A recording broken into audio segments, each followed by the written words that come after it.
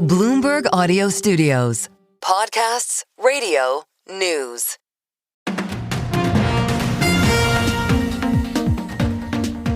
Welcome to the Daybreak Asia podcast. I'm Doug Krisner.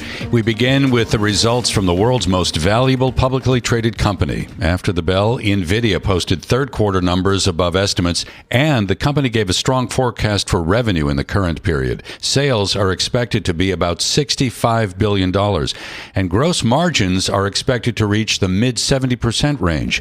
So this outlook signals demand does remain strong for Nvidia's artificial intelligence accelerators. We took a deeper dive into the Nvidia story with CEO Jensen Huang. He spoke with Bloomberg's Ed Ludlow. Jensen, it's been an astonishingly busy day for you in Washington, D.C., so I'm grateful for your time. You're sold out of Blackwell. That's what you said, but also that $500 billion forecast, which is Blackwell Rubin, has room to grow. How do those fit together? I said sales are off the charts for Blackwell, and Nvidia GPUs in the cloud are sold out. We got plenty of Blackwells to sell you. We have lots of Blackwells coming. We're making a lot of Blackwells, and we have a bunch of Vera Rubins coming. And so business is very, very strong, but we've planned our supply chain incredibly well. We have the largest supply chain in the world. Our partners, TSMC, our memory partners, SK Hynix, Micron, Samsung, are doing a fantastic job supporting us. And all of our systems partners, Foxconn and Quanta and Wistron, our packaging partners, everybody's doing a fantastic job supporting us. And we've done a good job planning for a very, very strong year. And we've done a good job planning for Vera Rubin. So sales are off the charts. NVIDIA GPUs in the cloud is sold out, but we've got a bunch of Blackwells to sell. Jensen, what's the road ahead for Vera Rubin? It's one of the most common questions we get for you of how that ramp will go relative to what we saw with the Blackwell generations. Well, the silicon for Vera Rubin, 7 different chips are back in our labs. And the bring up is happening across engineering teams. Probably a couple of 20,000 people are working on bringing up Vera Rubin, from silicon to systems to software to algorithms. People are working around the clock, and this bring up is going beautifully. We're on track to deliver Vera Rubin about Q3 timeframe of next year, continuing our once a year cycle. Vera Rubin is already assured a huge success. Everybody's incredibly excited about it. Can't wait to show everybody. And then one last thing is that the rack architecture, the rack scale architecture is completely revolutionary. It includes a scale up switch called the NVLink. NVLink 72, our 5th generation, is the only one of its kind in the world.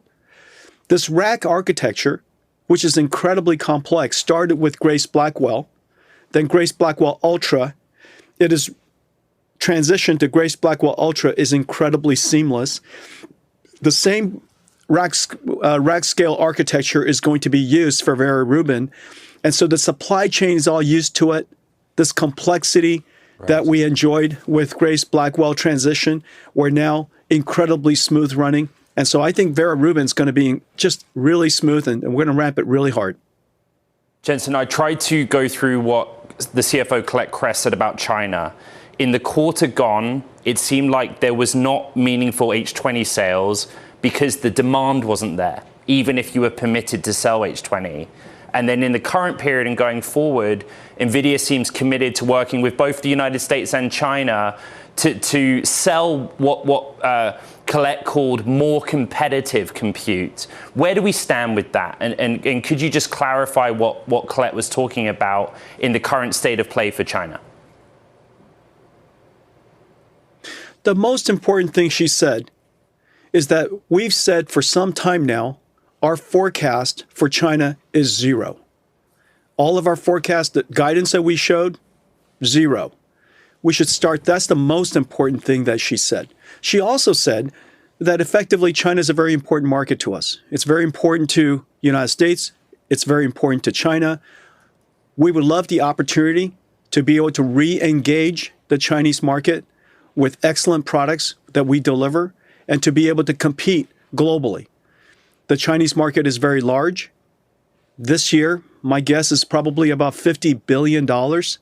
It's great for the American people that we're able to compete in the Chinese market. It's great for the China market that we're able to provide NVIDIA's technology to them.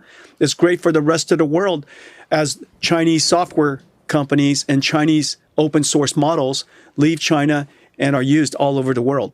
And so I think it's fantastic that it would be fantastic if we're able to participate in the China market.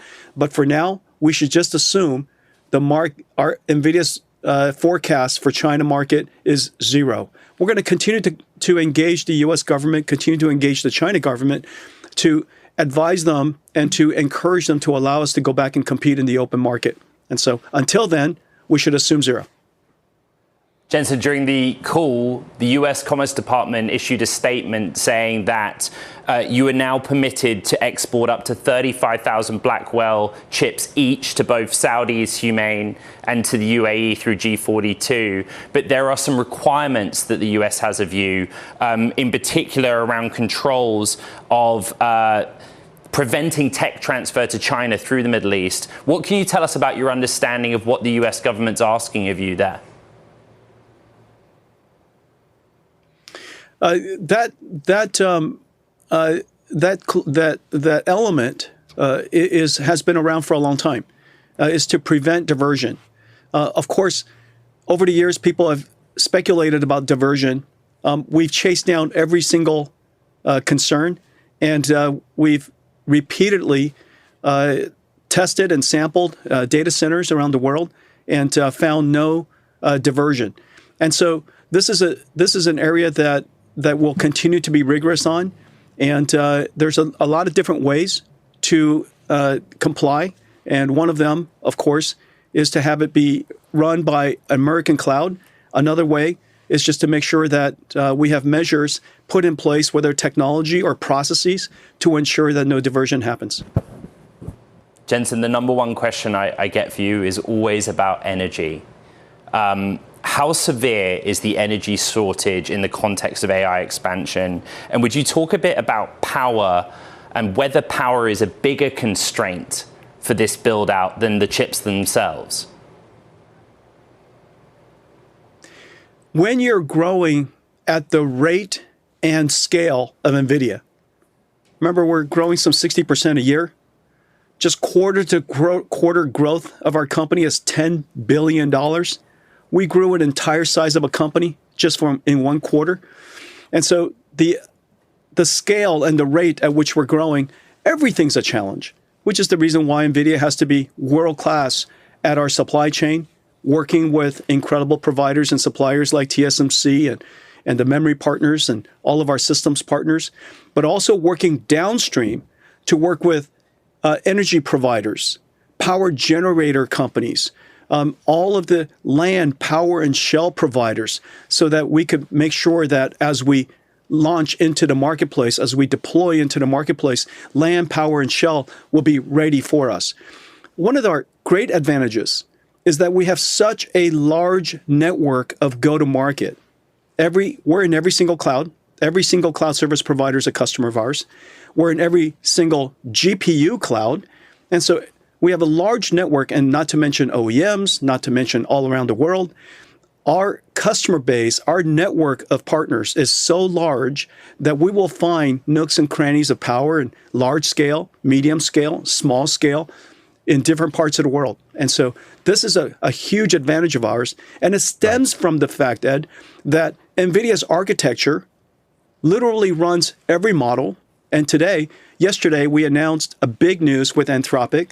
And so now the premier frontier models, OpenAI, Anthropic, xAI, Gemini, all the open sources, biological models, physical AI models, everything in the world runs on NVIDIA. And as a result of that, irrespective of which cloud provider you are, it is fantastic that we can deploy in your cloud because the offtake will be incredible. Jensen, we can see where the hyperscalers are getting the money, where they have the money to deploy and build. But you mentioned Anthropic. With Anthropic, or indeed OpenAI, they have tens of billions of dollars of commitments around the world. Very simple. Like, how do you know that OpenAI is good for it, that it will be able to find the money? Well, we're thoughtful, along with OpenAI, thoughtful in aligning on and taking into consideration visibility of demand and their financing capabilities. All of that has to be in accordance, has to be aligned, has to be coherent before we start to build out. And so I think the ambition's large, but the execution is disciplined. And that's really, really important to recognize. We're very disciplined with our investment. We're disciplined with our build out. These are very large scale investments. And so the two teams are quite disciplined, very disciplined in thinking through the investment levels. Now, it's also important to take a step back and realize that OpenAI, Anthropic, these are the fastest growing company in the history of humanity. Their offtake, their end market demand is absolutely real and absolutely incredible. And you could see that they're really struggling to keep up with the demand that they have. The engineering teams, we work incredibly hard to make sure that we bring them on more capacity, but also optimizing their stack so that the usage of whatever capacity is as efficient as possible. And meanwhile, there's so many new use cases that they want to put out into the world, and is currently limited by the capacity they have. And so this is a really important time. You're seeing an exponential growth in the amount of compute demand necessary for AI. You're seeing an exponential growth of adoption and use of AI, and the number of applications that are going to be using these AI is also growing. And so we've got to do our best to support the scaling out of two of the most consequential companies in history, and we're delighted to be partnered with them. Jensen, investors have been worrying about depreciation. Software can actually extend life. Like, there are A100s out there in the real world still at full utilization. Are people underestimating how long your chips stay useful, or are they kind of misunderstanding in the context of depreciation how you're handling generation to generation updates of GPU? NVIDIA is unlike any other accelerator. And the reason for that is because of CUDA's diversity of capability and versatility. Remember, I said two things earlier. I said that the fact that NVIDIA participates and could accelerate every phase of AI, pre-training, post-training, and inference. We're the only architecture in the world that does that fantastically. The second thing we do is we run every single model. And so most agentic systems, most clouds are running so many different diverse type of models, language models, vision models, biological models, chemical models for all the different fields of science. NVIDIA could be used across the entire lifespan of the technology. And so if you look at products that we shipped, Ampere A100, we shipped 6 years ago. But because we're continuing, our install base is so large, our diversity is so great, we could continuously update our software, bring value to our customers on the one hand, but because our versatility is so great, based on the capability they need, they could use our GPUs for a very, very long time. Now remember, A100 is 6 years old. However, it is still an order of a magnitude faster than any CPU could put to bear. So it is still the best computer. It is still the best processor for much of the workload in the cloud. And most people misunderstand that because unlike us, most accelerators are kind of singular use. Because they don't have diversity, because they don't have versatility, because they're not great at every phase of AI, once they're used for whatever they were designed to do, their value falls off a cliff. That is not true with NVIDIA.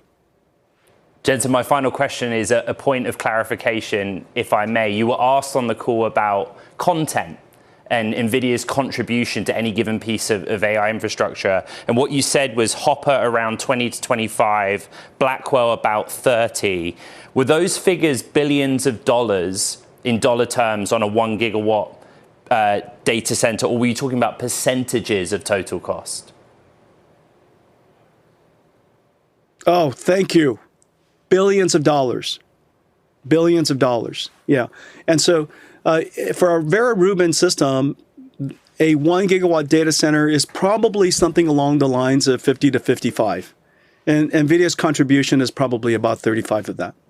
That was Nvidia CEO Jensen Huang speaking to Bloomberg's Ed Ludlow, bringing it to you here on the Daybreak Asia podcast.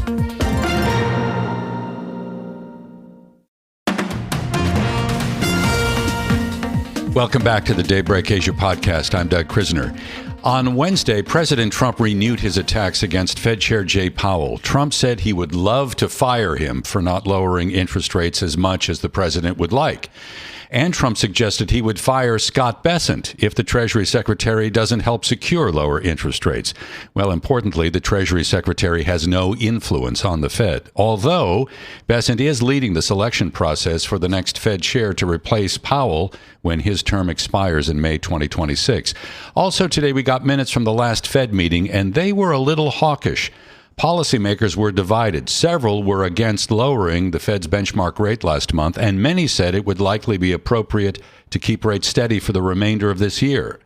So one of the hallmarks of the U.S. session was this idea that we have to reduce bets on a December rate cut. For a closer look now, I'm joined by Clayton Triick. He is head of portfolio management at Angel Oak Capital Advisors. Clayton is on the line from Atlanta, Georgia. Thank you, sir, for making time to chat with me. So I'm looking at the swaps market pricing right now, 30% probability that we're going to get a 25 basis point rate cut in December. Is that how you see things right now? Yeah, yes, we do. We feel that, the press conference right after the last meeting, you saw Chairman Powell really push against the market. Before that, you had 100%, near 100% chance of a rate cut for the December meeting, and he really wanted to push against the market and really keep the optionality open. After that, we saw continuous public appearances from more hawkish and centrist type members, thinking of Fed presidents like Schmidt, Logan, Hammack, as well as centrists like Bostic and Collins that really kind of reiterated their apprehension toward a December cut. So not surprising, the market is pricing in a much lower probability of a cut. But that being said, we haven't had a lot of economic data, obviously, the last couple weeks with the government shutdown. So things could definitely change here in the coming weeks. We also heard today from Kevin Hassett, the director of the National Economic Council. And Hassett, as we know, is one of the finalists to become the next Fed chair. I found it interesting that today he was discussing consumer price pressures and saying that they may not be fully tamed. Up until this point, when I've heard Hassett speak, there's been a dovish quality. Today, that seemed to tilt a little on the hawkish side. So, Clayton, can you give me your sense of how you view the inflation story right now? Yeah, we have continued to believe that core goods inflation was going to put a little bit of upward pressure with tariffs, and it was going to take some time. That being said, 35% of core PCE, 35% of core CPI is shelter, and that has continued to decelerate. That's what we got in the most recent number, the figure that we got within CPI during the shutdown, and we expect home prices to continue to decelerate or fall, which will continue to bring down the shelter component of inflation. On the goods side, that's going to take a lot longer to flow through. That being said, we're already getting some rhetoric from DC talking about how they may be rolling back some of the some tariffs on specific things that are having to do with consumer spending. So we could see kind of a slight rollback of tariffs into next year. Shelter is going to continue to put downward pressure on core inflation. And so we don't think inflation is really going to rise much from here, but could see it remaining in the high twos. So Fed funds now in the high threes. We think there is room for them to be looking to cut, but I'm not surprised you're getting a little bit of pushback in the most recent comments. So if you're expecting some more easing and you're not expecting inflation to be a problem, what's your investment strategy right now? Yeah, so there are significant opportunities, especially with the recent pullback. We've been keeping some dry powder on the sidelines, really looking to step into areas like agency and non-agency mortgage-backed securities. There's been a lot of comments recently regarding how corporate credit is on the tighter end of the range. Really that market's highly correlated to where equity valuations are. But outside of corporate credit, thinking the securitized bond market, that area is still actually really wide compared to corporate spreads. Thinking back to 2021, when spreads were a lot tighter across the market, we're significantly wider in securitized bonds versus investment grade and high yield corporates. So we see that as an attractive area of the market. And from a credit perspective, the housing market we view is actually still in very good shape. And so mortgage bonds should hold up well in either a continued muddling along of the economy or an environment where the Fed needs to actually maybe be cutting more because the labor market is turning in the other direction. What about on the equity side, Clayton? I'm curious to know where you're focused in the equity space. Yeah, so we're continuing to watch, obviously, the moves in tech. That's very important for the coming growth in data centers and anything around AI-led CapEx. That being said, we think it's actually very notable to continue to be watching performance of public BDCs. You continue to see discussions and concerns around middle market lending, about the growth in private credit. Public market, publicly traded BDCs is an area that we can continue to get insight into that area of the market. And we've seen that really decouple from S&P and tech performance really since the second quarter. And so we're really keeping a keen focus heading into the year to see where those the valuations within that market looks heading into 2026. And what about opportunities offshore? Are you finding any? We definitely think investors should be thinking globally right now. U.S. exceptionalism in the last few years has really stuck out, and now you're seeing global opportunities coming back from an equity perspective. We think that's still going to be the case, and so we're recommending investors really focus on global diversification, not just U.S. equities heading into next year. All right, Clayton, we'll leave it there. Thank you so much. Clayton Triick, Head of Portfolio Management at Angel Oak Capital Advisors, on the line from Atlanta, Georgia, here on the Daybreak Asia podcast. Thanks for listening to today's episode of the Bloomberg Daybreak Asia Edition podcast. Each weekday, we look at the stories shaping markets, finance, and geopolitics in the Asia Pacific. You can find us on Apple, Spotify, the Bloomberg Podcast YouTube channel, or anywhere else you listen. Join us again tomorrow for insight on the market moves from Hong Kong to Singapore and Australia. I'm Doug Krisner, and this is Bloomberg.